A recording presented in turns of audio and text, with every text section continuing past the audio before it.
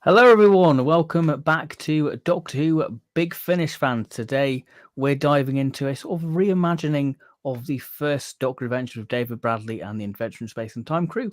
I'm once again joined by my tier list king, Luke. Yes, hello, Ben. Thank you for having me once again.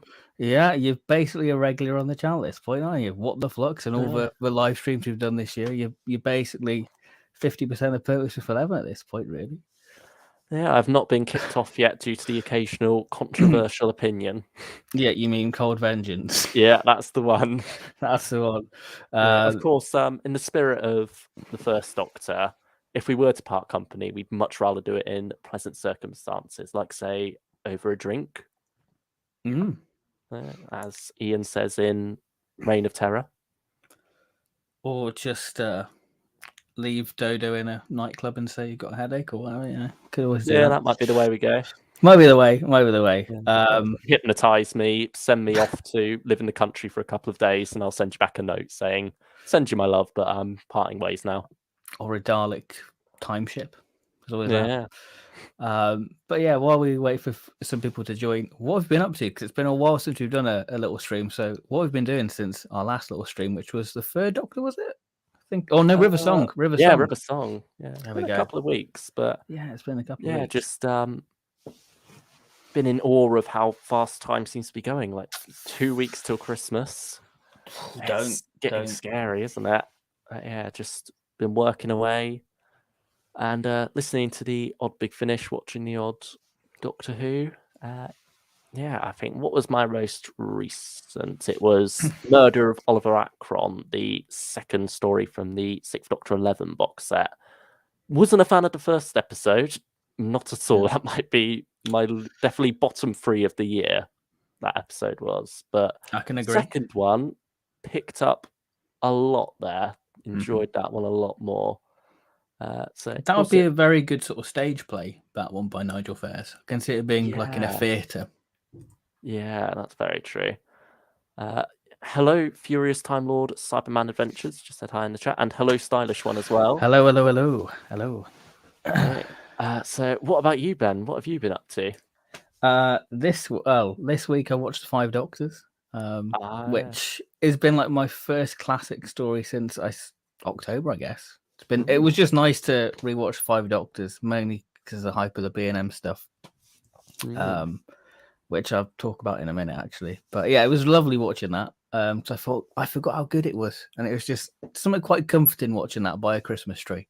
It was like a good little Christmas watch in a way. It does suit that, doesn't it? Yeah, because it's like a big chunky story. You've got your hot chocolate. Oh, life's good. Yeah. Did you go the special edition or the TV version? Oh, I went for the special edition with like the sorting hat special effect of the time scoop. I think that one's like got an extra 10 minutes of deleted scenes, hasn't it, as well? Yeah, it's a long story, isn't it? I can't remember how long it is, but it's a chunky one to sit down and watch. But it's good. It's good. It's a good one. I think that's the main reason I don't watch it more, to be honest. Just the whole commitment of sitting down for the hour and 40. I wonder if we get like a Blu-ray collection, whether they'll split it up into parts, maybe, or they just keep it as it is. Because there's got to be so many versions of the 5 Doctors out there, like the VHS cut and what have you. Yeah, they have split up into parts before, haven't they? But I think one of the cliffhangers is Sarah rolling down the hill, which makes that scene even more awkward. I love that. But yeah, I suppose season 17 to go first, right before Christmas. That's and Stylish Ones just put what are you most looking forward to from the season 17 box set? I'm not sure. It's been a while since I've looked at what we're getting in that box set. I think it's the Tom Baker documentary about life. It's always good to just have Tom waffle on about life, really, and his perspective on the world. I'm really tempted to get Tom Baker reading A Christmas Carol, just because I'm sure it'll be quite hilarious having Tom's little take on it. I think it'd be interesting. The Douglas Adams documentary as well. And also sitting down to watch Sharda again. Speaking of things that are a bit long being split up into parts. Yes. That'll be because I haven't watched that since I first got the Blu-ray back in 2017-18, whichever it was. And so I've wanted to go back to it, but never really had that time where I could just sit down for 2 hours and stick it all on. So having it in parts certainly makes it a less daunting prospect. Yeah, I think that was a problem with that Shard animation, but it needed to be in chunks, really. It'd be interesting how it works. What story are you most? I guess Shard is the thing you're most story-wise. You're most excited to watch then. Maybe not. Maybe more Destiny actually, because we got updated. I think especially after Dalek Universe 3 as well. Yes, that sort of brings in a lot of that. So I also recently re-listened to that on vinyl since that showed up. Oh, Dalek Universe 3. Yeah, that was great getting to experience that all over again.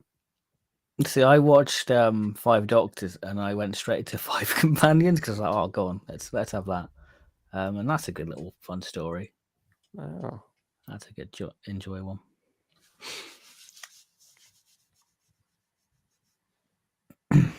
Sharda tier list. Once the episodic version comes out, you can include the movie length version, episodic version, Ian Levine animation, Big Finish audio, novel, and Tom Baker linking narration versions. The stylish one.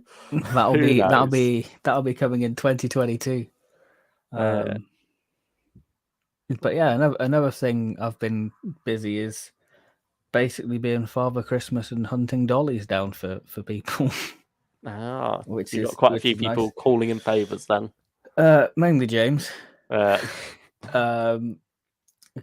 we were meant to meet up yesterday, but he had something on, so I went on the quest with Mel to try and find some dollies, and I did. And today I've completed them, which I'm very happy about. That's good. I've got the old Davison set there. Not even opened yet. Not even opened. I literally got home, had some food, joined this little live stream. So this is dedication, guys. Yeah. He's really suffering at the moment. I'm suffering because I can just see him in the corner of my eye, and got the lovely 5 Doctors one there. You're going to be doing another unboxing video for those? I don't know. I feel too impatient to do an unboxing of it, but yeah, it's very exciting. Oh, very nice. Always just so show them off in the review instead. Show them off in the review. I did buy 2 of the 5 Doctors once because I want to get that Cyberman as well. Oh, there you go. You can open up one of them. Yeah, and you got the other one for the unboxing. Yeah, pretty much. So there we go. And then got James a Cyber Leader one because he wanted it. That's fair.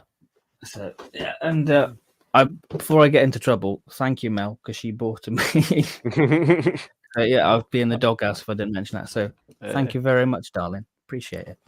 Yeah, let's get some thank you Mels in the chat because he's getting these videos to you as well. So yeah, there we go. Wouldn't be possible without her. Don't want to be murdered. She's gonna kill me for saying that anyway. But there we go. Damned if you do, damned if you don't. Exactly. Have a little quick look in the chat, and then should we dive into the tier list? Yeah, let's go for it. Because we've got a lot of chunky news to talk about. So gonna go even. Yeah, mix it up a bit. Get the tier list out of the way first, and then hopefully, if anyone's coming back and watching this at a later date, wanting the tier list that's in the title, they're not having to sift through loads of our other waffle just to get to that. We're very good at waffle. Yeah. But yeah, I'll just answer these couple of questions and we'll dive in. Ben, in your new figure review, you mentioned that they aren't allowed to use the St. John Ambulance logo anymore. Do you know why? I just think St. John Ambulance have just retracted the license from the BBC, and that's why it's probably not on the merchandise anymore. So it looks really odd when you get like a Matt Smith product and it doesn't have the St. John Ambulance. So I think Big Finish have been sneaky, and you can still see it on the time jacked cover. I think 11 Doctor Chronicles, maybe because that was done way in advance. Wasn't time jacked. It was in the Vortex article, wasn't it? But then the actual cover, it swapped out with a pterodactyl or something. Yeah, I think you're right there. Yeah.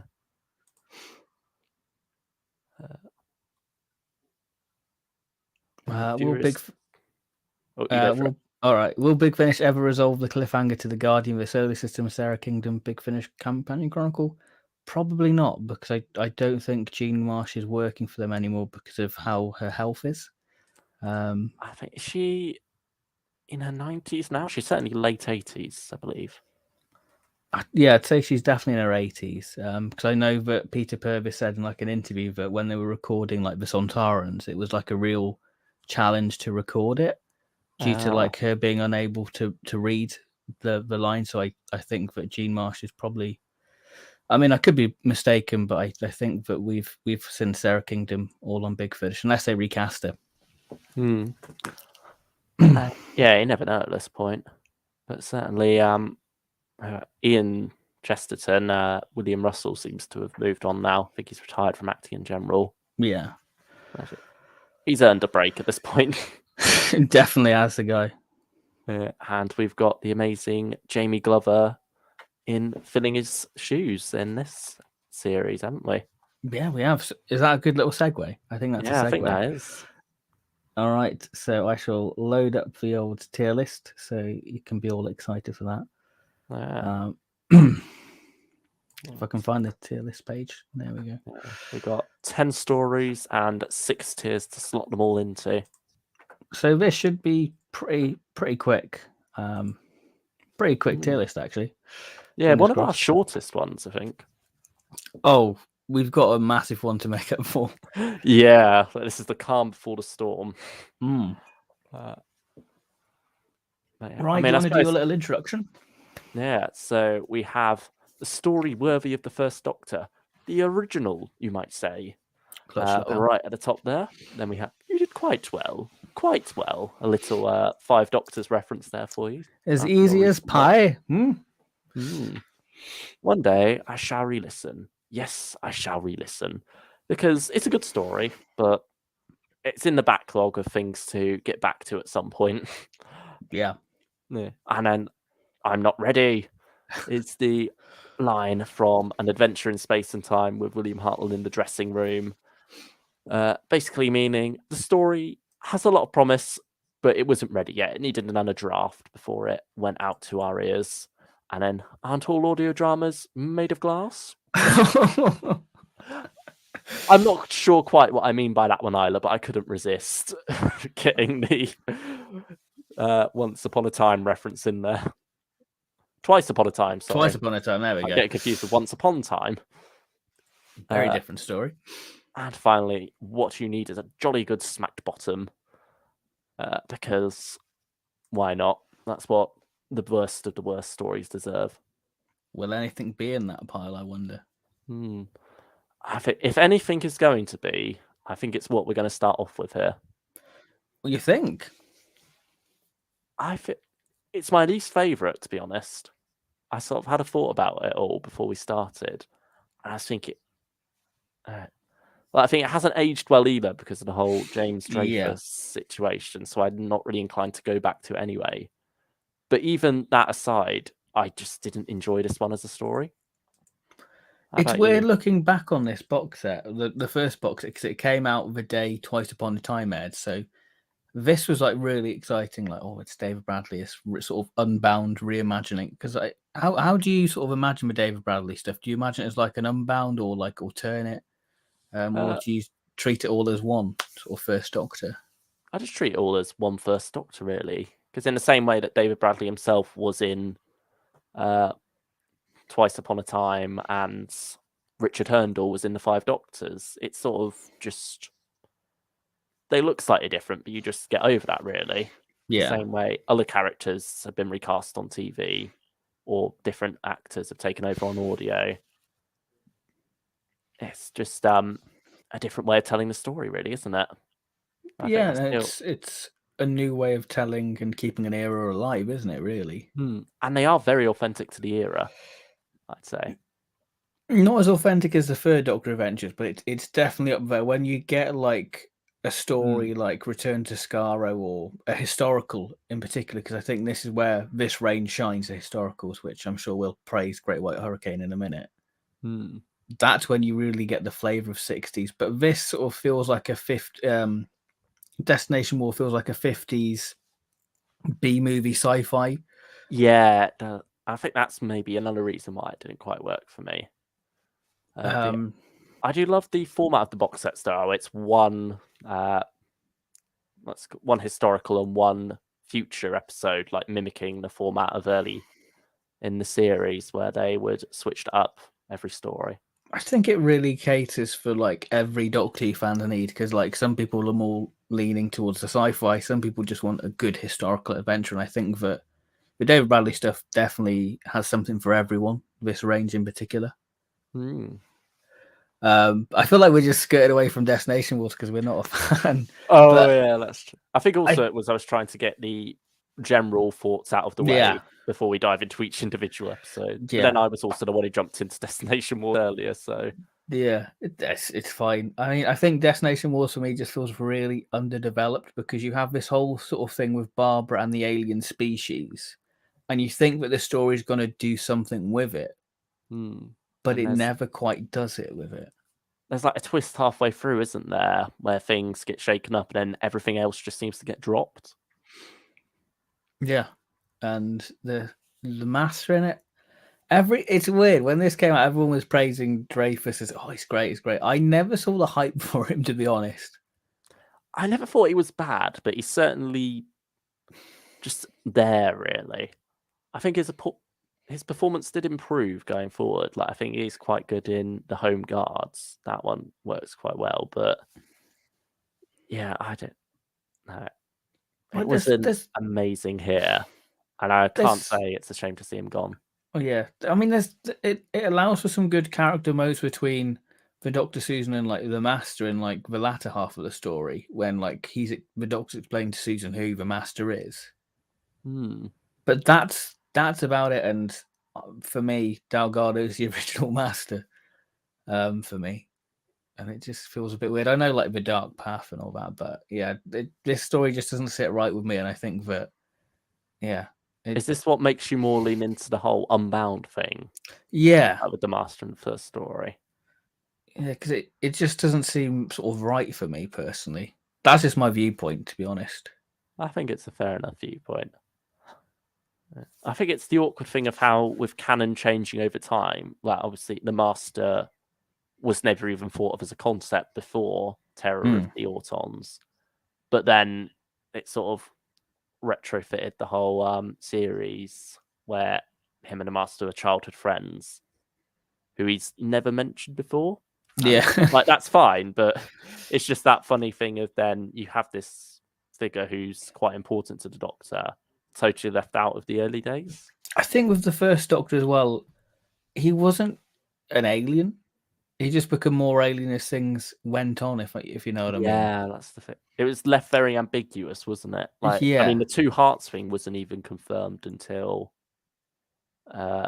Spearhead, yeah. Or was it was it Wind Space? It's one of those two. No, I'm pretty sure it's Spearhead. I'm pretty I know Wind Space did something within it. John Smith. Yeah, I'm thinking of John Smith with that one. Yeah. I think the Dominators has a near miss, actually. Fun fact, where they sort of do an X-ray of Jamie and see that he's got one heart. And then the other Dominator's like, shall we X-ray the other one? Talk about the Doctor. He's like, no, there's no need. They'll both be the same.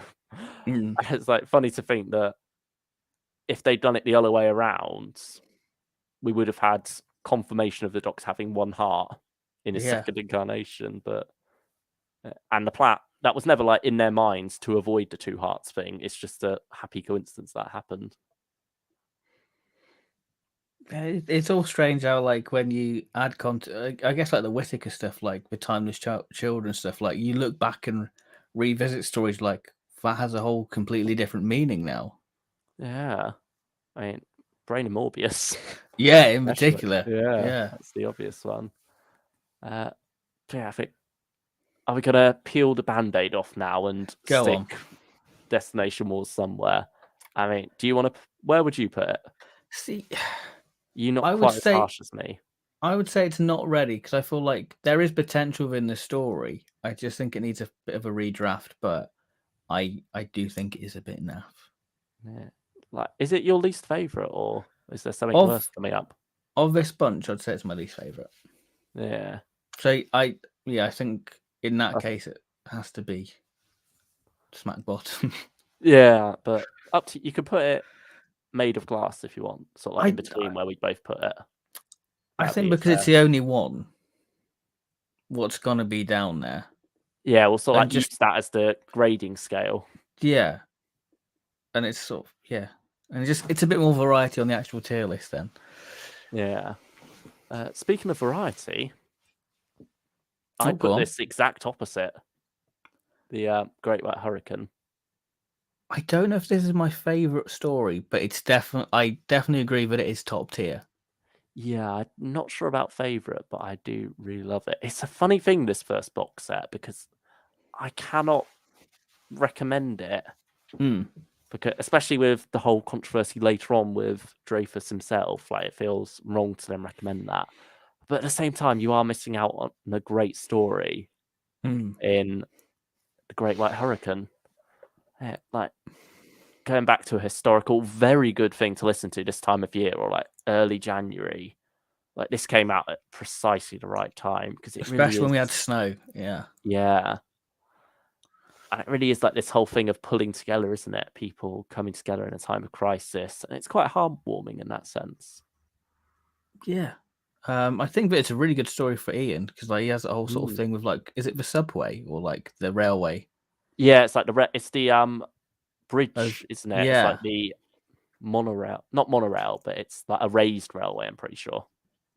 Yeah, and I think that this is a really good David Bradley characterization of the first Doctor, especially the way he's treated in like New York. I think that this is one of his strongest performances on Big Finish, actually. Because they really get sort of that doddery old man. Guy Adams really nails that doddery first Doctor within it. I think this is where I started to like Susan as well, Claudia Grant's portrayal of that. Because at first it's just seemed very posh and sort of caricature of Susan, like in the Destination Wars. But then this story, I think, gives her quite a lot to do. And I think it's where it's also that whole thing of it just takes time to get used to a different portrayal. But this is where it all started to come together for me. And there's like some great scenes on the ice where I really did start to like her take. Yeah. Yeah. I like how the story separates the main cast. You've got Ian and Barbara doing one plot and the Doctor and Susan doing another. And they're pretty much completely unrelated. But that works just because of the context of the story. It's just about people surviving this natural disaster, really. Because it is quite bleak, isn't it? It's a very bleak story, especially when you get like the history dump of the actual event. There's a very chilling moment, no pun intended. I like the pun. Maybe pun intended. At the end, where I mean, I'll spoil it. Where Ian and Ash, should I spoil? Up to you. Your stream, your channel. It's 4 years old. Yeah. I mean, put in the chat. Like, do you want? Yeah. Do you want a mild? It doesn't spoil the overall plot. It's just the moment at the end. Let's see what chat says. Yeah. I mean, there might be a bit of delay for chat, but yeah. But it's a very human moment, I guess is the way to put it, and it does hit you quite hard. And it's a hard one to talk about without actually describing what it is, but it does hit hard. And I think it sums up the message of the whole story, really. Yeah, go on. Do your little mild spoiler. So basically, Ian and Barbara get back to the TARDIS first before the Doctor and Susan and see a dead body in the snow. And there's a moment of relief when they discover it's not the Doctor. And then there's a moment of, is it bad that we feel relief that this isn't the Doctor? And I think there's something very poignant about that, I'd say. And it's a good note to wrap up the story on. And a good place to put it right at the top of the tier list. Yeah, there it goes. Pochapua. Definitely one I need to revisit sometime. I think, especially as we're not going to be getting any more of this crew anytime soon, presumably. DJ Masonic said, I was never a fan of pure historicals on TV, but the ones in this range that I've heard have been amazing. I feel like the historicals are the standout of this range, personally. Yeah, I agree there. Like most box sets, the historical is my favourite. I said 3 out of 5 box sets. I think like the Phoenicians isn't one you're particularly fond of. No, I think you're a bigger fan of that one than me. Yeah, I do like that one from memory. Yeah. Volume 4 is going to be interesting. Romanov will return to Skaro. That's interesting. But yeah, shall we get on to Volume 2 now, though? The Invention of Death. Did you ever finish this one? Because I have finished it. I have that. I have. So I remember there was a time where you got to episode 2 and then left it quite a while, I think. It's funny. I feel like it's a perfect example of you've got to be in the right mindset to listen to a certain story. And obviously, when I first listened to it, I wasn't in the right mindset for it. But re-listen to it, I think it's a really good one. I think that the concept about this, Susan and the Doctor and like crew bring death on this society because they have no concept of death. It's quite horrific when you put it like that, but it creates this great sort of moral thing within it. Really, I like it a lot. I like how it very much takes this scientific look at the idea of what would this society of people who cannot die look like, and then takes that from there and does something quite interesting. It's quite a slow burner. There's a lot of good character moments. A sing song. Yeah, that's very good. Yeah, it's all just quite heartwarming stuff, really. Just this interesting study of what this society would be like. And I think one thing what didn't gel with me with this story is that the species just felt too far removed from 60s Doctor Who. But the more I think about it, the more it fits 60s Doctor Who. Yeah, it's like it's that out there concept that only the 60s would probably try. Yeah, 60s Doctor Who, no offense to the other eras, it is the most ambitious the show has ever been. Yeah, I think by the time you get to 70s and 80s, if it's not a monster, then it's not really that interesting of an alien. Yeah. Like this show itself isn't that interested in exploring that. But I think, with things like the Web Planet and the Sense Rights, you do have this less straightforward take of monsters. And this like the Ark, the monoliths, how they flip as well. Yeah. So, all very interesting stuff. I'd probably rank this. You did quite well. I'll agree with that. I agree. It's a nice little slow burner, really solid story by John Dorney. Yeah, I can't say I'm surprised that it took you a while to get with it though, because like you say, it's a story you have to be in the right mood for. I think it's also a story that's hard to tell what it's going for when you first go into it. Like once you know what it's going for, I think that's when it starts to click. You can appreciate what it's doing, really. Yeah, because I feel like it's one of those stories. It's a standout in terms of the actual story, like structure of the story, because it doesn't feel very conventional compared to the other 9. If that makes sense. That's very true. Yeah, it certainly gives you something different, this one. And that's one of the great things about this range. There is a lot of variety in there, like not just with historical versus sci-fi. Even the sci-fi ones are very different to what you'd normally have. Like, I'd say the most generic, and I don't mean this in a bad way, would be Return to Skaro. Most authentic, I'd say, definitely. Yeah.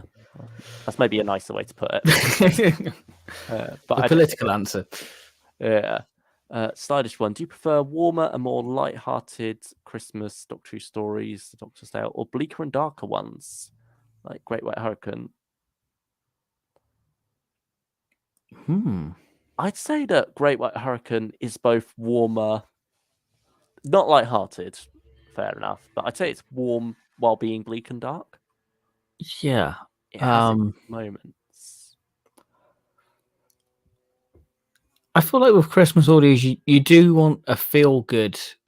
I feel like the Ravenous two-parter is a good example of horror and wholesomeness as well. Yeah, like I think the two don't necessarily have to be completely separate. Like I feel like that's a perfect marriage of scary horror while at Christmas, but also having that great sort of sense of family, which is what Christmas is about, isn't it? Family and joy. Mr. Bonk Tactus, oh god, I got a massive headache. I'm very sorry to hear that. Well, take some medication. Yeah, I hope it's not our fault. Yeah, hopefully our voices aren't causing the headache. Yeah. Stephen Wright, I love this range. It made me love the first Doctor more. I do love the Yellow Ranges with the recasts, but these box sets, I love the historical stories and I love the cast and also David as the Doctor. Yeah, there's a lot of good stuff going on in this one. There's a lot of love for this range actually from this chat. So if you're in the chat and you've listened to any of these box sets, put us down your favourite story from the range. I'd be quite interested to know what people's favourites are actually. Yeah, we'll see how ours are at the end, I guess. Yeah, we'll see how they land on the tier list. DJ Masonic says, I thought Dreyfus was the most generic master possible. Yeah, I think that's another way to sum it up, really. Like, he doesn't do anything particularly new with the role, but doesn't do anything bad either. Yeah, it's just there. It's just like copy and paste master. That's what you get with Dreyfus, really. Nothing new. Yeah, like you say, nothing new. Just that's the master. Oh, Stylish One has an interesting question. Do you pitch the first Doctor Ventures in colour or black and white? I think it depends on the actual story. Yeah, I suppose it depends how authentic it goes, really. I just go colour, really. Yeah, colour, yeah. Maybe with a bit of film grain, though, I guess. Can you imagine film grain? No, to be fair, though, I think that's the beauty of audio, but you can either picture it as this big sci-fi high Hollywood special effects, or you can make it as authentic as you like. And I think that that's the power you have with your imagination. And I think that's the beauty of audio. You can even imagine the sets wobbling if you really choose. Yeah. You can imagine a Dalek bumping into the camera in Return to Skaro. Yeah. No one can tell you that film mistake didn't happen because you imagined it. Exactly. It's all wonderful. The power of audio. Yeah. And I suppose even then, you don't have to imagine it the same every time you listen. No. It changes every time. Yeah. I do find it funny, though, how when I go back to re-listen to some stories, I will put it in like the same mindset, like the way I imagined a certain place will come back to me, even if I imagined it a very long time ago. Yeah. It's fun. The power of audio. Isn't it beautiful? Basically how we became friends, practically. Yeah, that's true. Power of audio. Especially me with not showing my camera at the moment. Yeah, exactly. The power of the voice. Yes. Stephen Wright, my favourite historical story from this range is The Hollow Crown, close with Barbarians and the Samurai. Favourite sci-fi story would be Return to Skaro. All very good choices. And I think, should we rank the Barbarians and the Samurai now? Two of those actually were interestingly by Andrew Smith. This is when Andrew Smith became a real solid writer, I think. Did this come out same month as Hour of the Cybermen? July 2018, wasn't it? Yeah. Yeah. There you go. So this is perfect time. But yeah, this is an interesting take on Japan because it's quite late Japan, isn't it? Or is it? Am I getting mixed up here? It's feudal Japan. It's a time when, for 100 years, they cut themselves off from the outside world. Yeah. And so while a lot of technological developments were going on, they didn't quite reach Japan, really, or had to be smuggled in, which you do see a bit of in this story. You know, Westerners, or as they're called by the Japanese in this, barbarians, are to be put to death on sight, really. And so that puts the Doctor, Ian, Barbara, and Susan in a bit of an awkward predicament. with this. And you have some nice lines in there where they're joking about how Barbara's name sounds pretty close to Barbarian. Yeah. I think that it is a real good sort of solid historical, and I think Andrew Smith just really does well in the 4-part format. I think that it's well paced and just a great. I remember having quite a poignant action start within it. Yeah, I think it's a good light-hearted romp, really, isn't it? That has its poignant moments as well. I like how it makes good use of Ian. Like, you can very much imagine if this was done back in the 60s, you've had William Russell doing all these great stunts, very much being front and center for these samurai action scenes. And so I like that Jamie Glover gets to have a piece of that in this story. And be the action man, really. Yeah. Yeah, I think it's a straightforward story, but that's never a bad thing. So I'd say you did quite well. Yeah, I'd agree. Quite well for that. Yeah, I think that's the funny thing, because with these first 2 volumes, I remember while the Great White Hurricane was my favourite, I always had to recommend Volume 2 over Volume 1 because it's just much more consistent overall. Well, yeah, it's very consistent. It's the same level. Yeah, for us. But yeah, the Phoenicians now. This is where we differ, I think. Yeah, we teased earlier. You quite like this one. I didn't get on with it as well. I feel like it drags on quite a lot, and then it doesn't have an ending really. It just feels like a story that's going on and on and on until it runs out of time and stops. I think. Yeah. For me, Mark Platt is good at historicals, I think. Wow. And with Mark Platt, you're going to get a chunky story. And this is fairly chunky. I mean, I listened to Flame of Cadiz, a companion chronicle, by Mark Platt. That was, yeah. And that has a very good 60s film. And this does, but it sort of meanders around, isn't it? Because like you get the whole sort of them on like the actual island, then the TARDIS on like a boat or something, and then it's like a journey to get to another place, which I get where you said meanders, but I just enjoyed the ride. I think that's what it is for me. Yeah, personally, I enjoyed parts of the ride. I think it's definitely got its moments. I think there's a nice moment with Ian and his watch. I'm pretty sure that's this story, isn't it? Where his watch is broken, and then suddenly the only thing tying him to the 1960s. Yeah, is that on the boat? Is it? I'm not. I think it might be in the marketplace. Yeah. Maybe it gets broken in the marketplace, and he has that line on the boat. But yeah. Yeah, I know. Yeah, I'm with you now. Certainly, I quite liked that. Just looking at the. Yeah, so it's about half hour per part, and then part 4 is 35 minutes. So not his chunkiest work, but it's still up there. Not a slim one either.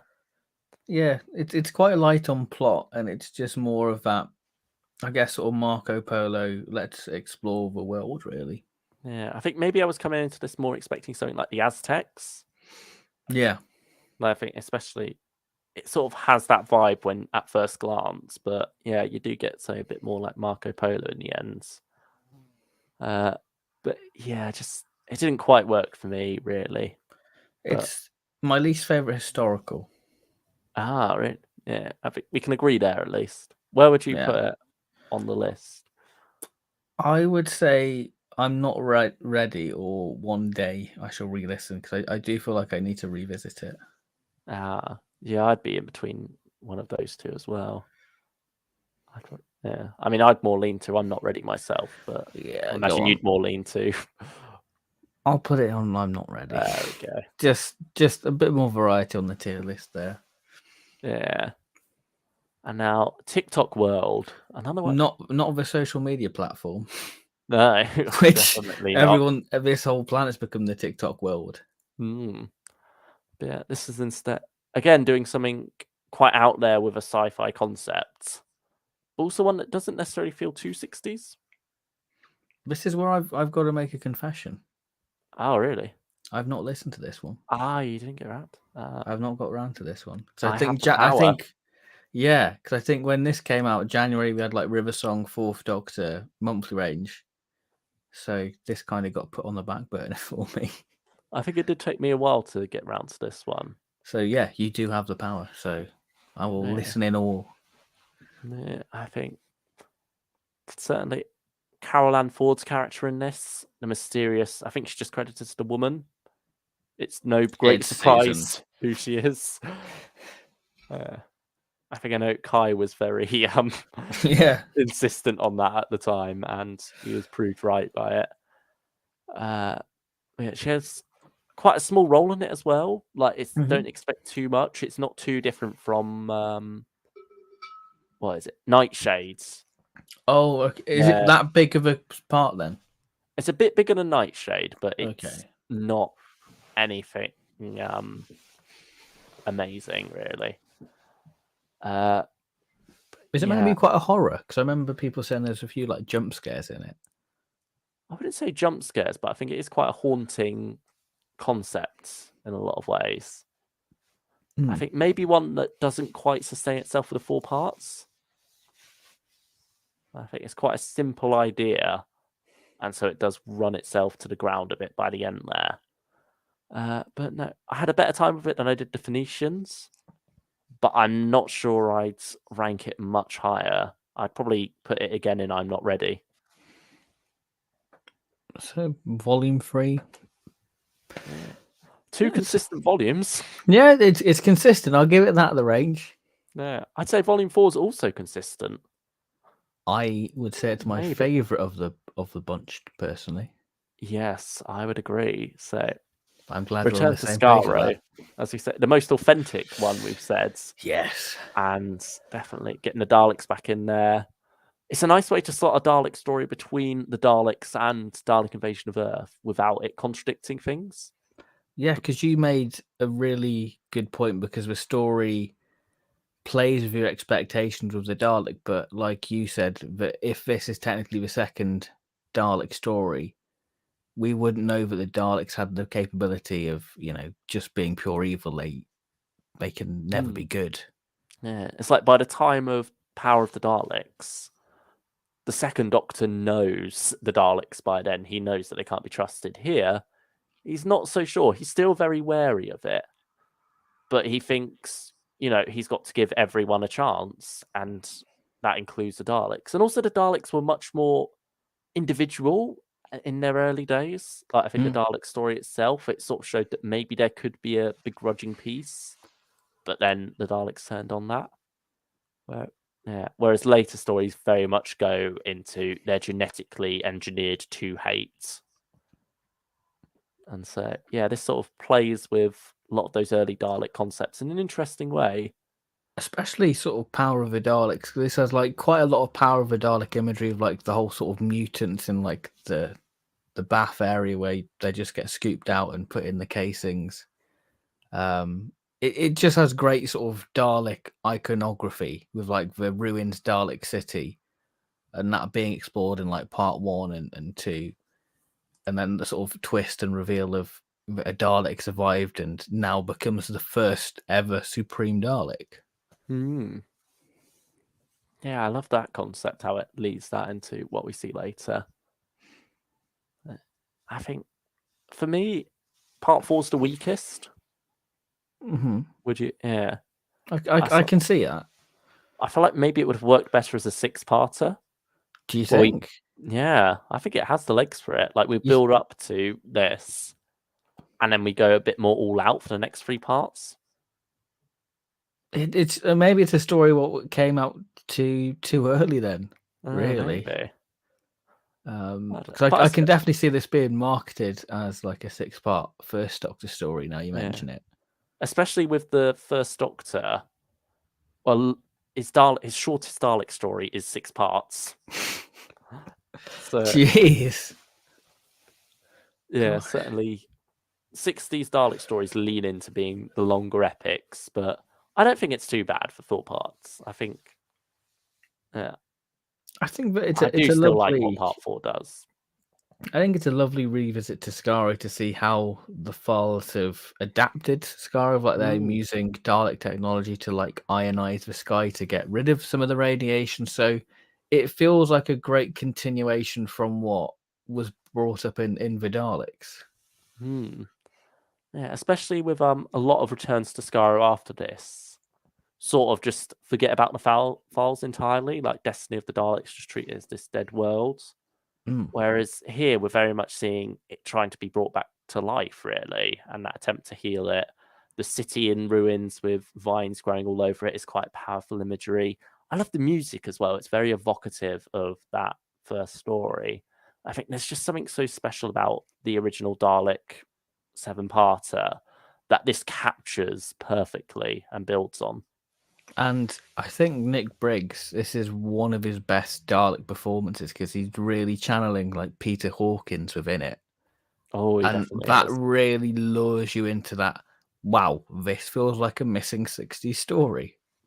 It's got like that paranoia, hasn't it? That voice Yes. trapped inside a machine. It's got that's sometimes lost in later stories.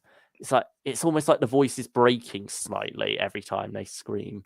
It's quite gurgly as well. Yeah. It's got this nice sort of raspiness to it, I think. You also have some nice imagery with like conveyor belt scenes, don't you? Yeah, I like hearing like the little swishy door sound. Yeah, oh, that's all. It just makes you go, oh, this is a Dalek story. I love the idea of a hidden level underneath what we already saw in the Daleks. I think that's great. And that feels very Tomb of the Cybermen, doesn't it? Where, they've come in, they've explored all around, and then the Doctor's like, what about this hatch? How do we not notice this, Doctor? Yeah. It all plays into that very nicely. Shall we put it on a tier list then? Yeah, well, it's definitely one of the top 2. I was thinking a story worthy of the first Doctor, to be honest. Yeah, it's up there for me. It's up there. I think also it's one of those ones, just a nice, almost comfort listen to stick on. Yeah, and it's quite a short listen as well. Yeah, it's very easy to just stick on and enjoy. Andrew Smith does that very well. Yeah.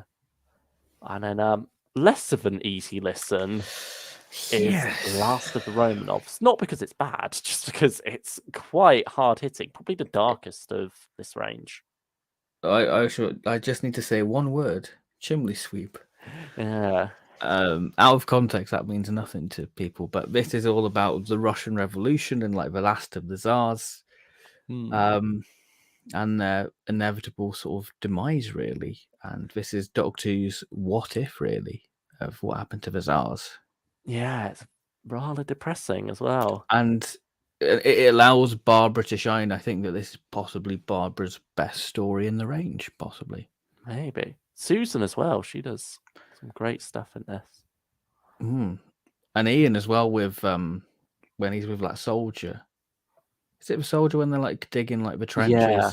Really like that guy until Yeah, until we don't really like that guy. Don't really like that guy. But you know what I mean?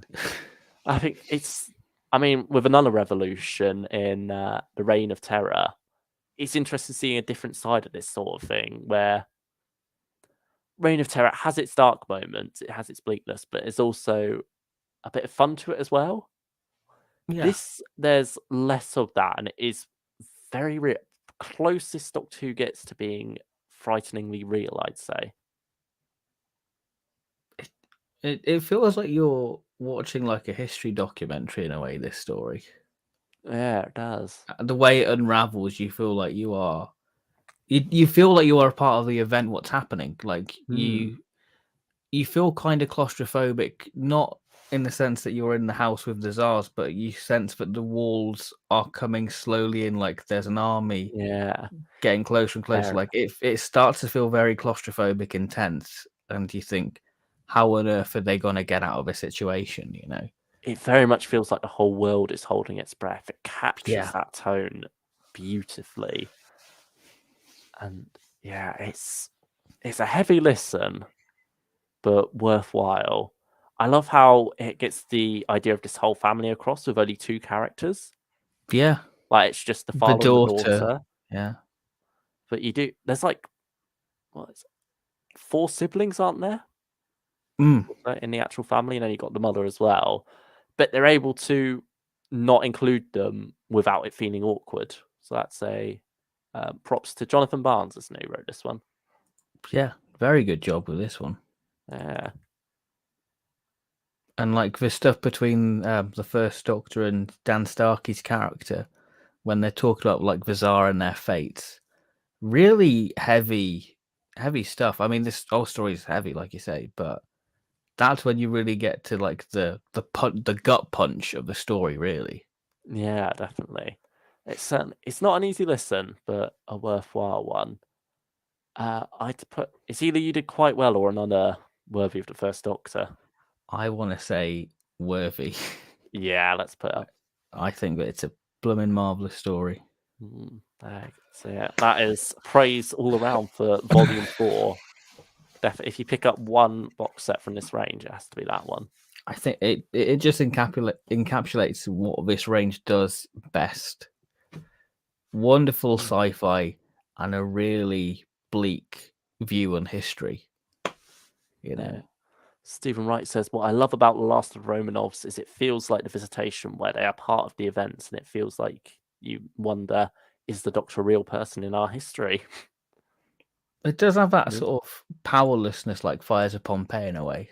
Yeah, like he is at the mercy of history, however much he wants to change it. And I think that's the other thing about this. It's fairly recent. Like when this came out, it was within 100 years, wasn't it? Or 2020, this came out, yeah. Yeah. I think is it 19, 17 or 8? I can't. I wouldn't say it's like just after the First World War, maybe. Yeah, I'm pretty sure the date's in the synopsis. I'm going to check. But it's sort of like with something like the Aztecs, there's that distance from it. And so it doesn't hit as hard when these tragedies happen. But when you've got something... Oh, go on. When you've got something that's quite close to being modern, it hits even harder that these things happened, that these were real people. I think for me, it reminds me of what Series 11 did great with like Rosa Parks and Demons of Punjab, that this does feel like what Series 11 was going for with the historicals, if that makes sense.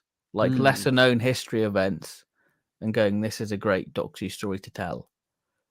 Yeah, that's very true. This definitely does feel like you definitely could put Ryan, Doctor and Yaz and Graham in this story and it will still work. Yeah, that's true. It was also 1917, by the way. Oh, 1917? I thought it was like 1920s or something like that. Yeah, not too far off. But yeah, certainly it's fairly recent in the grand scheme of things, history. And when you've got things like guns being used and such, it hits you quite hard how real these events are, I suppose. Oh, that ending.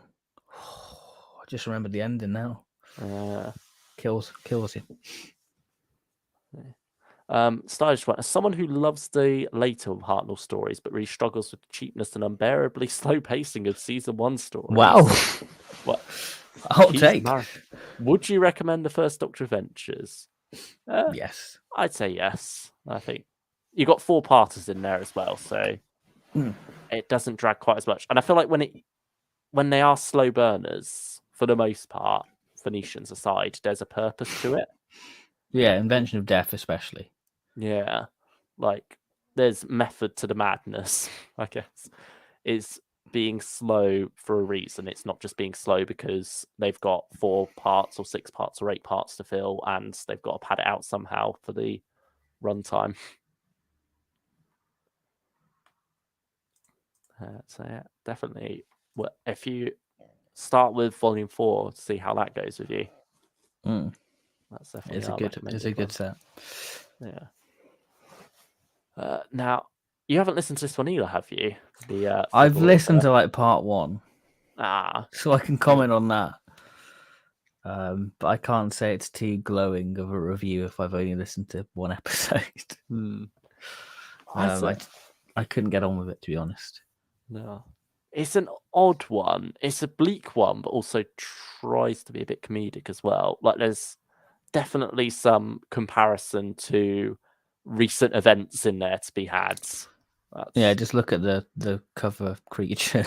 Yeah, very much so. But the cover creature actually ends up being quite a nice chap. Oh, is it like a real situation? Yeah, pretty much. Like the humans are the ones to watch out for in this one. They are the nasty pieces of work, really.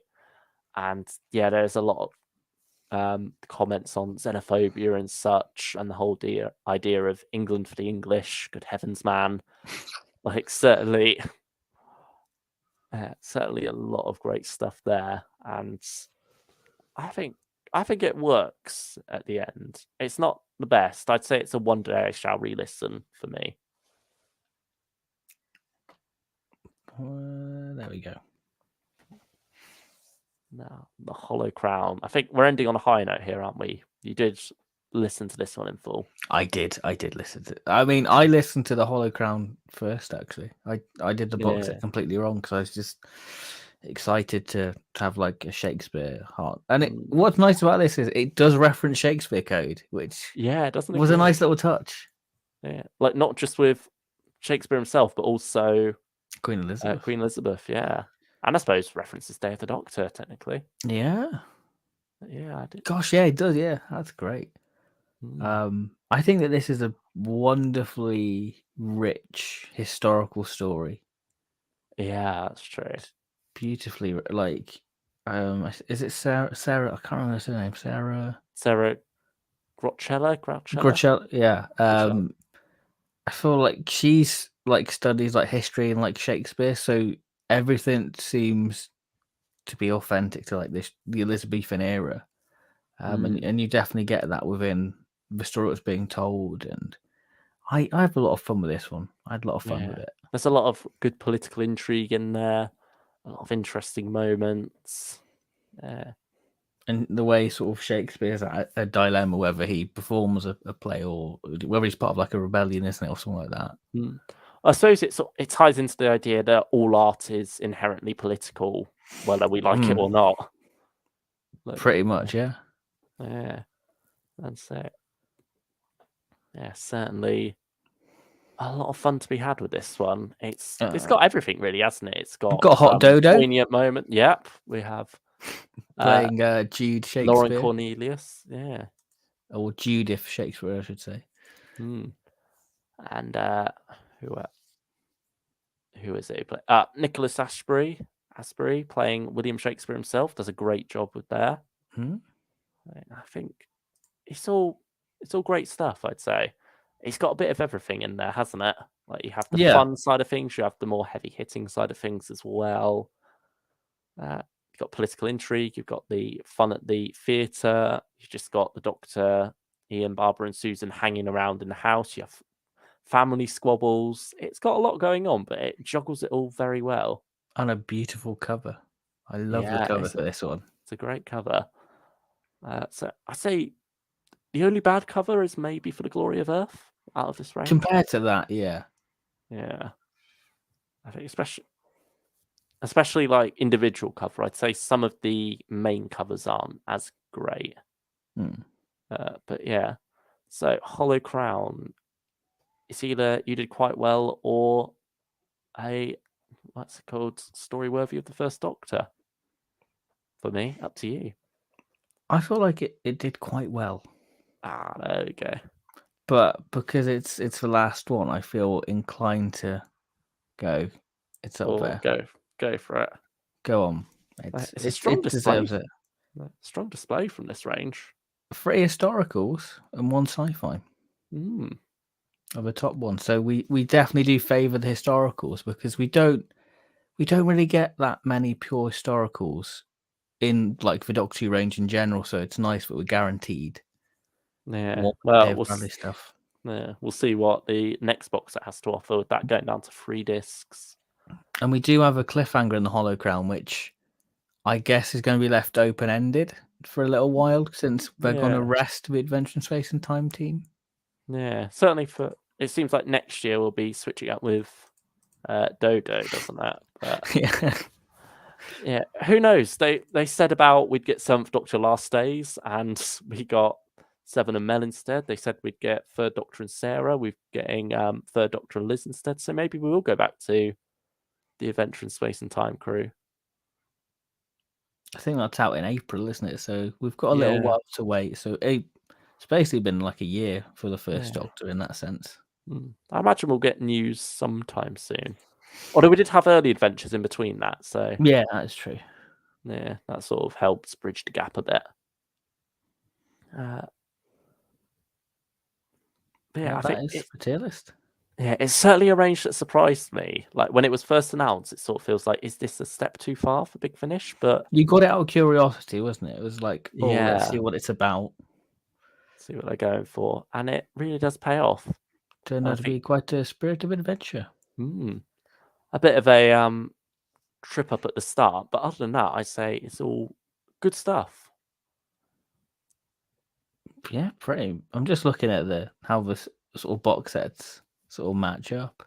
Yeah, I mean, Volume 4 is definitely the highlight, and Volume definitely 3 the highlight. is the worst, I'd say. Overall. Consistently the worst. Yeah. Where would I? Volume 2 second. Yeah. Then Volume 5 third, and then Volume 1 fourth, which pains me because it's got one of the Great good Hurricane. Yeah, but can't have it all. So, just to go back to like the question, what would you say your favorite is of the range then? What would I really don't know. For me, it's got to be between one of the Volume 4 stories. Yeah, but maybe Great White Hurricane as well. It needs a re-listen, really. Yeah, I mean, this is a good time to re-listen to it, actually. Yeah. So I feel like Return to Skaro is great fun, but it almost feels wrong putting it at the top because I feel like there are others that try more, that go more out there. Return to Skaro plays it a bit more safe, but it pays off. That's not like it's not a bad thing for a story to be a bit more what you expect it to be. Yeah. And certainly there are times where a story tries to go out there that don't pay off. The TikTok world. Yeah. But certainly Return to Skaro is the one that I'm most likely to stick on if I'm in the mood for a first Doctor adventure. Like that is the easiest to just stick on, listen to, and have a good time with. I think for me, Last the Romanovs, because I genuinely felt hurt and wounded when it ended. Like I genuinely felt the heartstrings being pulled, and it's rare for me to be emotionally like, oh gosh, like get a kick out of it. But damn, I definitely felt like I'd been punched. Yeah, Big Finish doesn't manage to do that often with me. Like I'm usually having a good time with it, but the emotional beats don't hit me as hard as maybe they're intended to. Like I feel like you'll see some people saying, "Oh, I was crying at the ending of this," but I'll be like, "Yeah, I mean, yeah, I felt a little bit emotional, but maybe because we're just two sad kids and we're like, we don't have emotion. We're just Cybermen." I think also sometimes we view it through the lens of what would make the best story, what would make this make the most sense, and so we're sort of going in thinking, I like these characters, but it's time to kill one of them off now. It's been too long. It's just evil, is what you're trying to say. Yeah, pretty much. Yeah, I agree. We're not soppy. We just want a good story at the end of the day, and if it pulls our heartstrings, then great. If it doesn't, then we're not missing anything else, really. Everyone has their own flavor of Doctor Who. Whether people want the emotional core, or whether they just want a good little romp like us. Yeah, I suppose it's like a similar thing with Rory, for example, where he often kept dying, and I think for some people it hit them hard every time still, but for us it's like, yeah, we've done it before, we know he's coming back, I don't care. Yeah, that's I think it depends how you view it, really. And when you get a bit too far into it and you do start to look at it more analytically, you do start to become a bit more emotionally detached, I guess. Yeah. Which, unfortunate, but it is what it is. We can't help who we are. We get the occasional stab in the gut, like Last of the Romanovs, and what's it? The Ravenous two-parter, Better Watch Out, and Fairy Tale of Salzburg. That certainly brings a bit of a tear. What a classic that is. Yeah, it's a good one to mention at Christmas time. Yeah, and we've missed our little window to listen to it with like Krampus. Well, Krampus night anyway, but yeah, that is the first Doctor tier list. Yeah. Stylish one says favourite First Doctor box set cover. While we're on the topic, I like Volume 3's just how colourful it is. It it's feels like an annual. Like yeah, that's what I was going to say. I suppose as well because you've got the image of Hartnell, not Hartnell, Bradley from the annual doing the Hartnell annual pose. Yeah. Got there in the end. I quite like Volume 4 as well. Yeah, I think that's a good little composition. Yeah. I think they're all okay. I think the individual covers outshine the main covers, but the main covers are still great.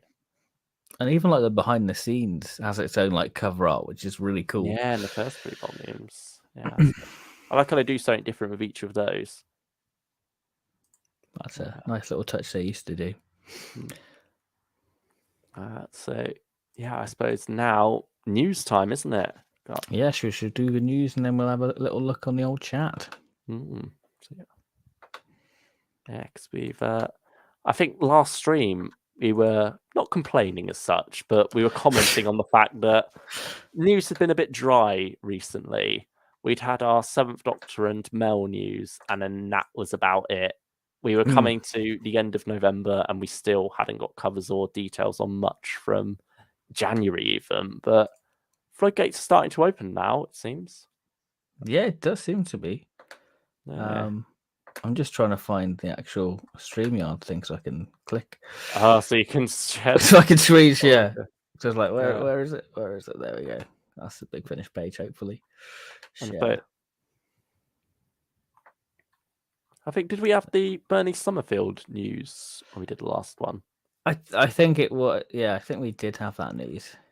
Yeah, because because we said like the covers are nice, but we're not going to be getting them anyway. Yeah, that's pretty much that. Yeah, and then Sunday news drop, we got 8th Doctor and Charlie. Yeah, that was a surprise. I'm gonna be honest. The cover feels like an individual cover art. I kind of, for me at first, it felt like the sort of cover that you'd get from a old sidebar cover that had been updated for a DWM download, similar to Night of the Vashta Nerada or something. Yeah, I see that. I totally get that. I think now that we're getting more cover art like this, now that we know this seems to be the standard format going forward, it's working a bit better for me, but still, it's not my favorite from the upcoming ones. Yeah, I don't really like the cover. I like the purple. It's not something you get that often, is it? No, I think that's why I like the Time Jack cover because it's sort of, I think it's by the same artist actually as well. Yeah, it's a shame that we're not getting to see the TV movie look at the 8th Doctor. Yeah, it's so bizarre. Is that like a rights issue because like end of the beginning, and yeah, they can't use like the TV movie stuff. Like it feels weird having like an old McGann on like a young McGann's hair when this is like very fresh face McGann. Yeah, if that makes sense. Because this is like in between like Minuet and Helen, like season 2 of McGann stuff, isn't it? And it's also older India Fisher on there as well. Yeah, it's bizarre. I mean, she hasn't aged that much, but no, and McGann himself hasn't aged that much, but still, the man does not age. No, it's weird thinking that it's almost been 10 years since Night of the Doctor now, but he still looks the same. I feel old now you said that. No, don't like that. Yeah, well, over 8 years, but still. Yeah. But yeah, it's just with this cover with this set that seems to be so strong on nostalgia, the cover doesn't seem that nostalgia baity. No, it doesn't. It doesn't grab you and say, "We're back in 2000, boys." No, it doesn't. Like, it feels bizarre, but we're at a point now where Big Finish can be nostalgic for themselves in a way. Yeah, that's true. Which is fair enough, Yeah. What did you think of the story details, though, that we have? I think out of the bunch, I think Mommy Speaks seems to be like the most authentic Charlie story for me. Yeah, I suppose Alan Barnes as well. Like, he had a lot to do with that early time, didn't he? So he knows how to get that authenticness right. He's definitely going to have the voice of 8 in Charlie there. Yeah, I think it seems like a very hopeless romantic story, doesn't it? Like that. Like very much the Carnival de Paris, it very much evokes that stuff that's perfect for the Eighth Doctor. And yeah, it's nice that that's the first one up in the box set, because it's like you're not waiting for the one you're most excited for. You've got it right there. Right there at the start. Which one are you excited for out of the bunch then? Yeah, I'd say Mummy Speaks as well. Oh, well. Calling to me most. It's speaking to me. Yeah, I mean, Heart of Orion, I thought would be a Cyberman story, but obviously it doesn't seem to be unless it's like a little surprise. Yeah, I imagine they'd have put the Cybermen on the cover to draw people in. Yeah, from a marketing standpoint, if the Cybermen were in it, they would be on the cover. Yeah, I think it's more focusing on the androids, isn't it, now? Yeah, watch this age terribly now, and the Cybermen are in it. It might be like a fake cover. Maybe that's why the cover feels slightly off, because there's a Cyberman missing. And it's like a wheel in space Cyberman. Oh dear. That'd be nice, actually. I'd look forward to that. Yeah, I think cover's grown on me, but it's still not the best. Yeah, it doesn't make me excited, but I still am going to pick up the box set. Yeah, same. Of course, we've had plenty of sales with like the Flux sales. Yeah, that's true. You've been picking up a fair bit, haven't you? You've completed Unit now. Yeah, completed Unit. Completed the Lucy Miller Adventures. I've sort of just gone crazy with the sales. I need to be stopped.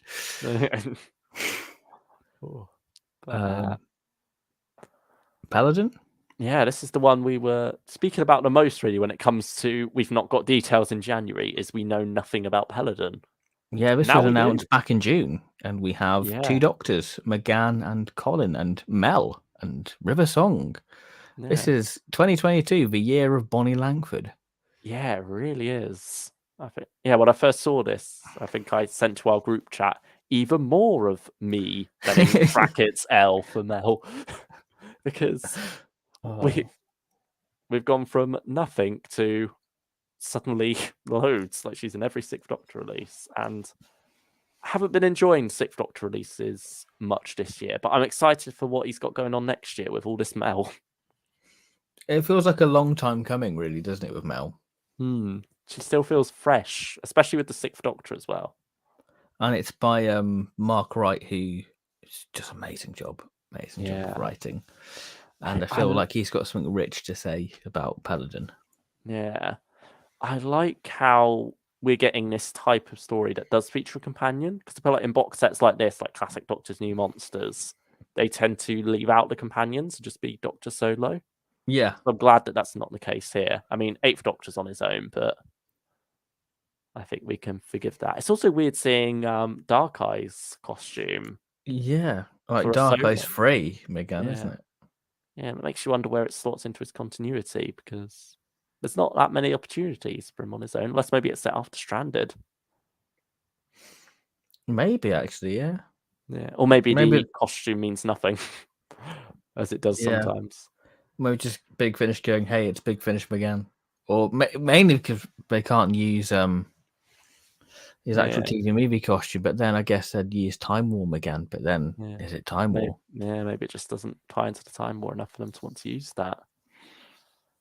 But yeah, I think also it works out in terms of what we discussed. There was like that whole thing of, in the product pages, it was 10th Doctor collected, 8th Doctor collected, 6th Doctor collected, and 3rd Doctor collected. And with River Song here, that lines up still. Yeah. Because they did put a lot of her releases in 10th Doctor collected, time of her first appearance in Science in the Library. So, yeah, we're not getting a Diary of River Song box set in January, but we're still getting a River Song story at least. Are you picking it up? Yeah, I'll pick it up. Are you picking it up? Absolutely. There we go. Notice that we've got a recast of the Queen from Monster Paladin. Yeah. I think that's in the River story as well. I look forward to hearing what people say about the recast. I'm sure there's some people complaining. I think I did see someone say when they saw this box set announced saying, "Oh yes, I love this," and no damn recast. And then someone replied saying, "Queen Valera and what's his Alpha Centauri." How to burst somebody's bubble. Yeah, get them off their high horse. Just people need to accept that this is Big Finish, and if you're not here for it, you can get off. There's plenty of a back catalogue, but I'm gonna continue to enjoy the ride. Yeah, that's very true. And they always do a good job with the recasting. Oh yes. Yeah. But yeah, overall, I'm excited. What themes do you think they're going to use? I think it's gonna be probably just the different Doctor themes. But what will it be? A Dive River song theme then for episode 2? What about episode 1? Because that doesn't seem to feature any Doctor. I don't think they're going to do like a special theme for it, personally. No, I don't. I do think it's going to be 6th Doctor and 8th Doctor themes for the last 2. I'm just wondering about before that. I'm just trying to think of like other spin-offs. So I don't know if this is going to be like an ongoing series or this is just a nice little one box set. Paladin. I think it is just one box set by the look of it, going through the history, isn't it? Really, and this great tapestry. I was going to say if this box set, well, if this series has legs, then I can see them going right. We'll commission a theme. But if it is just this one box set, then I think that from a financial viewpoint, there just go let's check that theme. It'll probably just be the Doctor theme or whatever. Really. Yeah, I think probably 3rd Doctor for the first episode, since it is, in between Curse and Monster. But yeah, also the fact that it's a Doctor Who box set, not a Worlds of Doctor Who box set as well. Like, this isn't a spin-off as such. This is just a Doctor Who box set called Peladon, but happens to feature some Doctor Light episodes. So it makes sense to have like the Doctor Who themes. Yeah, maybe 11th Doctor theme for the River Song episode. Yeah, that's a shout, actually. It's a 11th Doctor Light. Maybe get Jacob Dudman in for a cameo, get the recast there. Honestly, I wouldn't be surprised if Jacob Dudman's in there. I think they do mention that there's more surprises to come as well. Might have a little Tennant cameo. Yeah, I mean, the Ordeal of Peladon has a line. Where is it? Here's the holy man with seemingly magical powers and the gift of foresight. He resolves to find out the truth just for himself, but we don't actually know who this man is. Could Jacoby be turning up? Oh, I don't know. I will be down for that. We've got a while to wait for his next box set, so I wouldn't mind a bit of Jacoby in between. But I wouldn't get our hopes up for that, though, guys. No. It's just pure speculation at this point. Yeah, we're just having a bit of fun thinking what this box set could bring. Yeah, so I guess that's all we can say on Paladin at the minute. Yeah, I love how it is seemingly going through the history of Peladon, though. Like, they mentioned this great tapestry. So I love the idea of following this whole progression of a society through the through its different eras as we go forward with different visitors. And there's a lot to be excited about there. Yeah, I'm sure we'll get a trailer within the next couple of weeks, I guess. Yeah, hopefully. But yeah, I think it's the next one up your most anticipated announcement then. Oh, this caught me by surprise. Yeah, same. Season 7 and a 7-parter.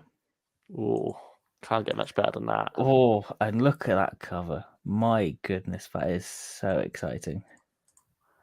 It is. And a slipcover as well, so that's going to look great on the shelf. Yeah, I'm definitely that's all I care about. To go physical at this point for this one, because I do go download only most of the time. But monthly range has ended. Got the extra money kicking around.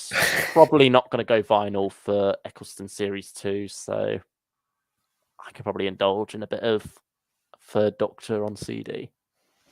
Why not? And it will definitely pop on the shelf. Yeah, certainly will. What? It's a brilliant cover. It really is.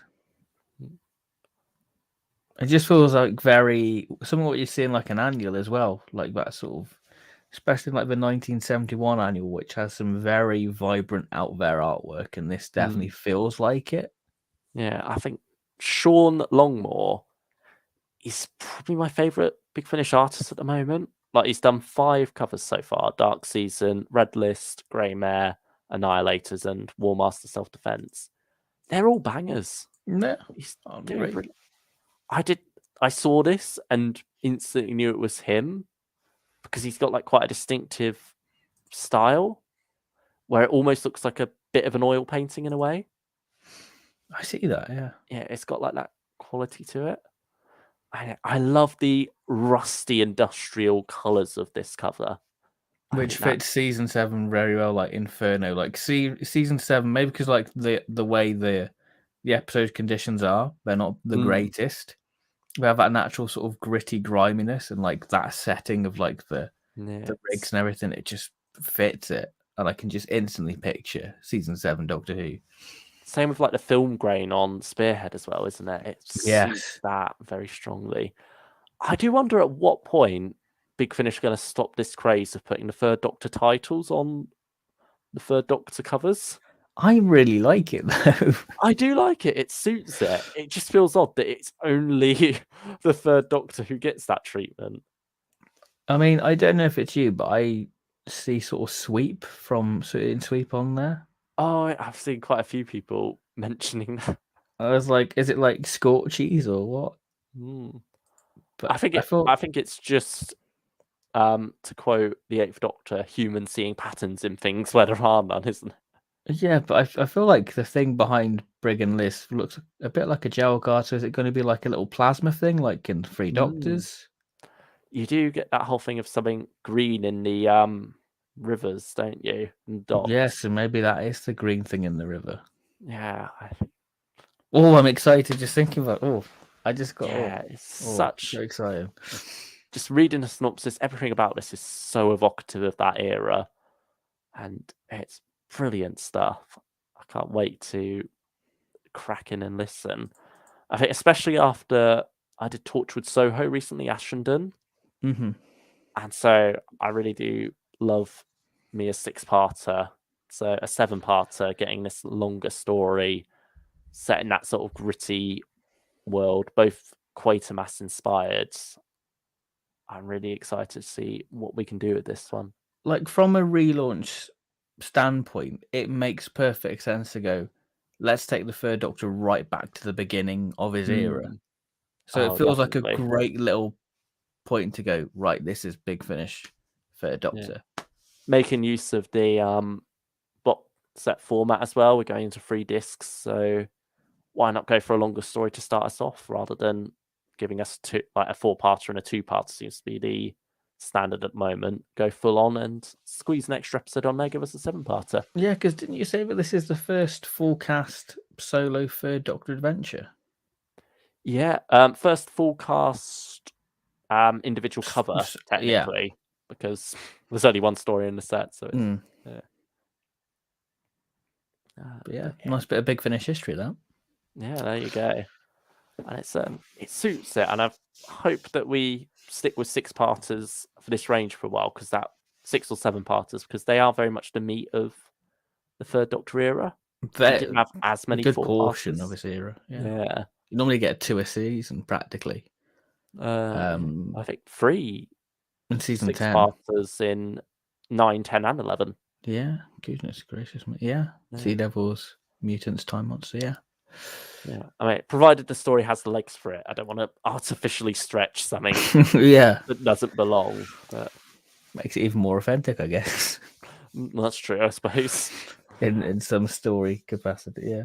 But yeah, I mean, what else can we say? It's exciting. Big thumbs up, really. Yeah. And after the year the Third Doctor's had, so exciting, so exciting. Yeah. Stylus One says, how will be a 7-parter on only 3 discs? Will they compress down, or will they do what they did with Brotherhood of the Daleks and have 2 15-minute long parts? Disc space, you do get about an hour and 20 minutes per disc, I believe. Like, certainly there are. I know the what's it called? Sixth Doctor and Perry box set. You get some episodes that are like an hour and 15 minutes. So if you just have like 25-minute parts, you will be able to squeeze 3 onto one disc. Have like one disc be 3 episodes, next disc be 2 episodes, and the music suite, and the final disc be 2 episodes and the interviews. Yeah. And then you're all set there, really. I think it definitely can be squeezed on there without the episodes feeling too short. And I feel like Nick Briggs himself doesn't go too long with his episodes. Like, No. Sphere of Freedom was only 40 minutes, 42 minutes. So I think, I feel like we'll just be getting something akin to that length, where it will be quite close to the TV series in that sense, with 25-minute episodes. And I think, is it Sands of Life? Yeah, it's a 3-parter. Yeah, 3 parts on one disc. And they're not overly short, are they? No, not really. I mean, I think part 3 is about 15 to 20 minutes. So it's still a good chunk. And so some 4-parters are have quite short episodes as well. So it won't be anything new. Yeah. I think they'll fit it on. They know how to make it work. They know what they're doing. Yeah. But yeah, just exciting times, really, isn't it? It really is. It's like, I was worried like a couple of weeks ago because I was saying that we normally do like a sort of a year expectation of like Big Finish, what to expect and what we're looking forward to. And now we're starting to get the information. I'm really starting to go, okay, this relaunch is really exciting. What do you make of the new cover format? I love it. I am in awe of it, actually. I was a bit jarred by it at first, but it is definitely growing on me now. I think the more box sets that come out and the more I get them on the shelf, whether they're actually consistent on the shelf is a different matter. But there's just something what makes it so, because the artwork's just gone up. I think the artwork just becomes a lot better, and it feels weird looking back at sidebar covers now. It really does. Some of them just don't work. And now you get this beautiful cover art, and yeah, it's I like what they're going for, really. Yeah, I mean, to be fair, the logo at the bottom is the main thing for a lot of other ranges, like Torchwood, for example, all the Worlds of Doctor Who stuff. It's just where the logo goes. Whereas for Doctor Who, it's been at the top for the most part. So I think it does suit things better overall. It just seems more smarter and space efficient, really. I think one thing that does bug me a bit, some covers, it's not as bad, but like it's that solid color at the bottom that they blend into. Especially, I mean, we'll talk about it because it's on screen at the moment. The War Doctor Begins next cover. I don't know why that has to do that. Yeah. Because it was fine the first 2 covers not blending into a solid color at the bottom. Whereas here, that really just throws off that whole aesthetic. And also, it's my least favorite cover that we've got revealed so far for next year. It's not doing anything for me. It feels like a mess. Yeah, there's nothing really to be excited about. It's like, oh, Tamasan, Lighthouse, Ken Bones, young John Hurt Daleks. Yeah. John Hurt looking a bit awkward there because I suppose he has to be. Like, it can't be a full-on photo image, can it? Like, I like the sort of design what the War Doctor Begins stuff has, but I just don't think like this cover reflects that style at its best. No, I think there's been a decrease in quality from the first one.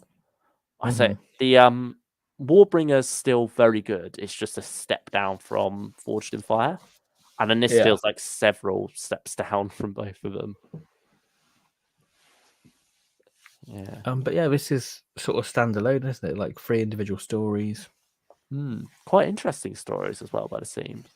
Got a new writer, Rosa McPhillips, who has an MBE. Oh, I hope that's got to mean a good sign then. Yeah, well, I mean, Barrowman had one. That's not dwell on that. Yeah, apparently a former National Crime Agency officer and ex-soldier. Blimey. So probably someone who suits the War Doctor, I suppose. Okay, perfect match. Yeah. And so, I mean, what the description says... where are we? What's it? Very high concept stories within the Time War, a remote holiday cottage to a foul ship in deep space, to the darkest state on a planet Lucana. So not really much with the last one, but certainly those first two sound quite interesting, like putting the War Doctor in just a holiday cottage and doing something a bit different there. I feel like that's going to be the standout of the range, personally. I think the thing is, you don't really get much like that with the War Doctor. Like it's like Shadow Vortex. Based. Yeah. Well, that's why that one stands out. Yeah. And then foul ships. We're getting fouls in the Time War. Makes sense. That's exciting. And a trusty companion. Yeah. Played by the same actor who played... What's the name in Night of the Doctor? Oh, Cass. Yeah, so that's an interesting. And she's credited as simply the companion. So I think now, if they are bringing Cass back in some strange way, it certainly suits like a War Doctor Begins style thing, because she is sort of like the thing that pushed him to become this. And that'll be interesting. TripAdvisor review. That's actually quite exciting if it is actually Cass in there holding that sort of close to the chest, because I think that creates some great drama between those two characters, really. Yeah, I'm definitely excited to see what this box set has in store. Like, I mean, cover-wise, least favorite, but in terms of the story ideas it seems to have going on here, it could possibly be my favorite box set. Depending on how they play that out. I agree with that, actually. Yeah. I mean, how's Warbringer so far? You've started that, haven't you?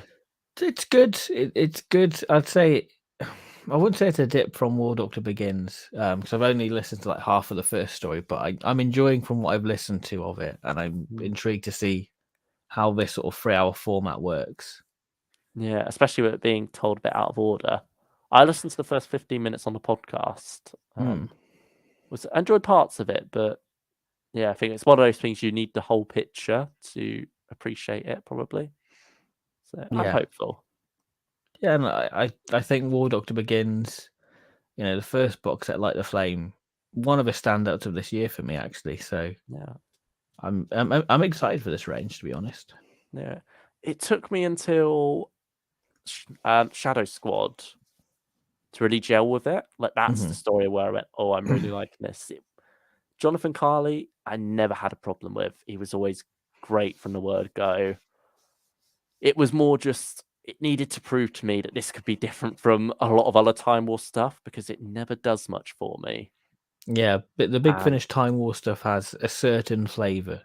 Not a particularly good flavour, but... Yeah, that's the problem.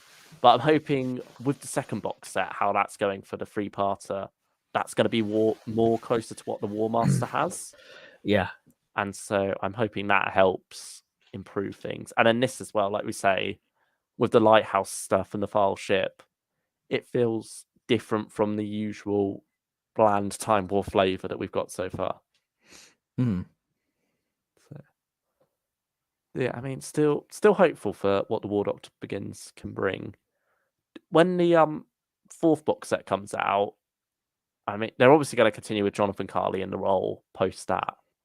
Do you think it will still be called War Doctor Begins, or has he done Beginning by then? Has he begun at this point? Will it be War Doctor Continues?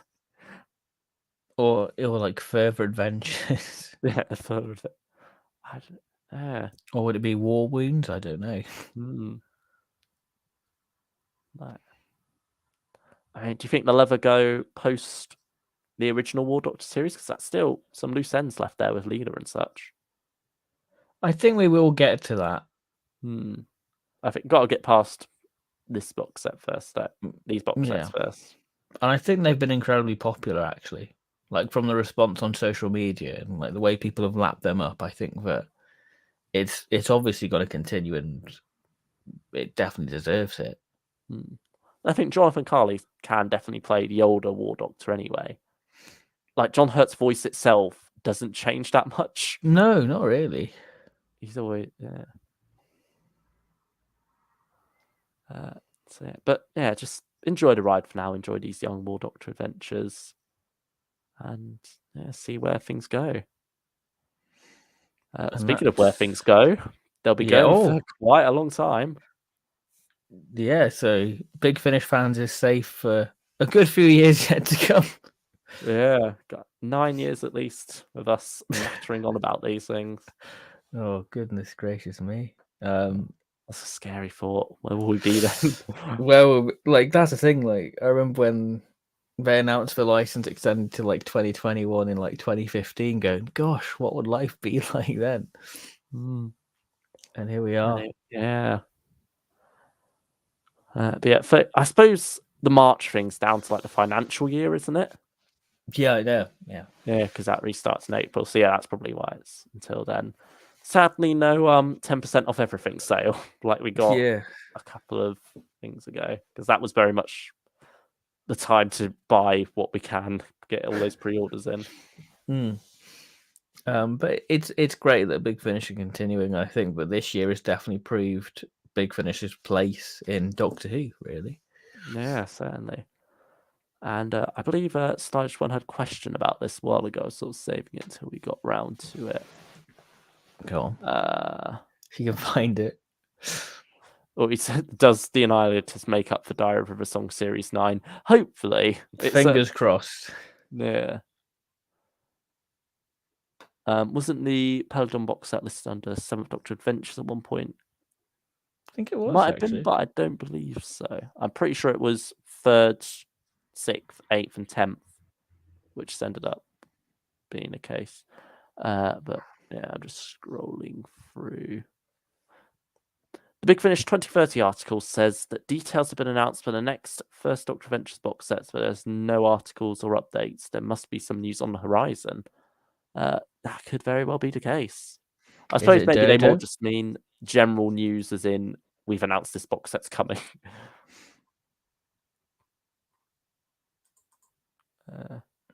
Who knows?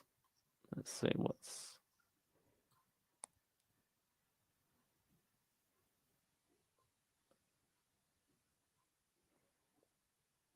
I suppose that's just at the bottom. They sort of list what's coming up in the first 4 years for the relaunch. Yeah, they don't give a title for that set yet.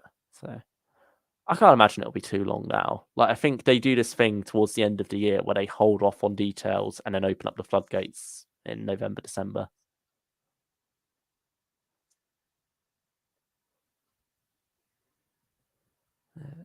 One thing that does sort of scare me, though, is the line from, I believe it's Jason O'Gallery, where he's saying about how we can plan ahead a lot more things now. It's a bit like... The Tom Baker stuff's in the bag. Yeah. I don't want another case of, what's her name, Naomi, where we've got to wait all this time just to meet her when we already meet her earlier on in Unit. That is bizarre. Yeah. But it's just... Big Finish sometimes can have a bit too much going on at the same time for its own good. Like, we wrap up some other stuff first before we introduce new companions and such. Do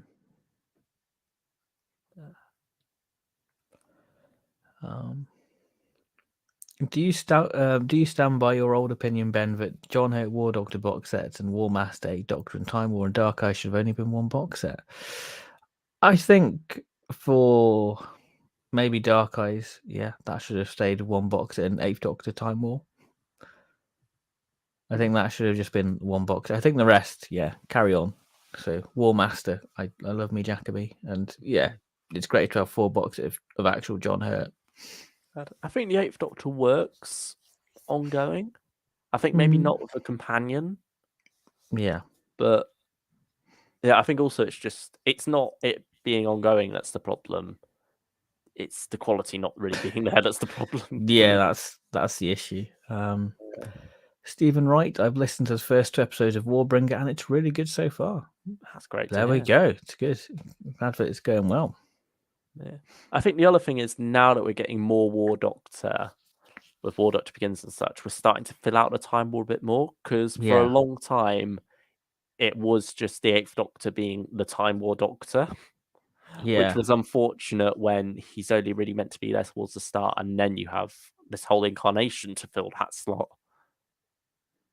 But yeah, hopefully now we get to see Jonathan Carley pop up in a few more things. That'd be very nice.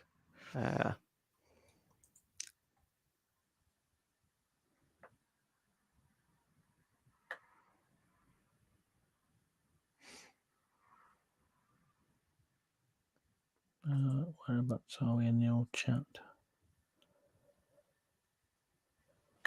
Would you like to live in an alternate reality where Pertwee did Big Finish, but he did Third Doctor Adventures Volume 1 narration and all, but Lady Christina had 9 box sets and Tales of New Earth had 8 instead of the War Master?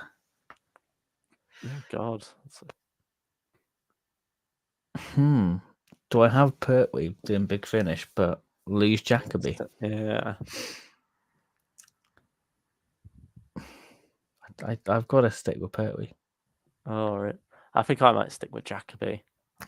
Trade. All right. This is where I get out of call. this is where it ends. This is not the channel to have that opinion on.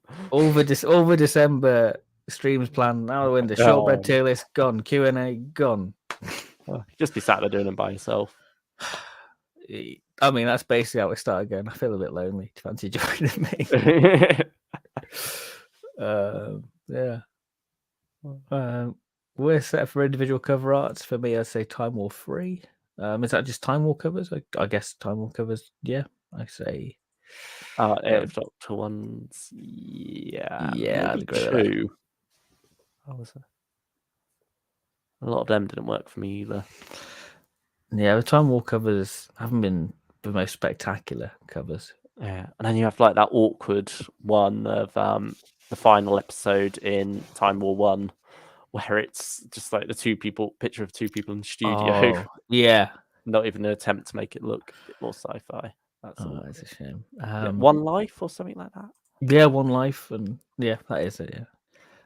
Stephen Wright, I would love to see a story with the War Doctor going to Paladin, and we see the Galactic Federation back during the Time War. I think, yeah, that's got to be rich pickings, really, hasn't it? See Paladin's involvement in the Time War. I mean, Paladin did get a name drop in War Master Antigenesis, so.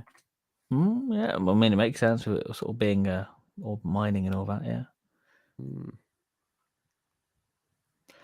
I think that's us done for tonight, I think that's everything all covered. Yeah, I think so. It's been a good one. Yeah, those hot takes on the first Doctor Adventures compared to the timescales. Yeah, we've got hot takes tonight, I guess, compared to timescale. So there we go. Bring in the heat tonight. Yeah, Stylish one. I saw you mention about how apparently Return to Skaro was the worst rated one on there. And, purists. Yeah.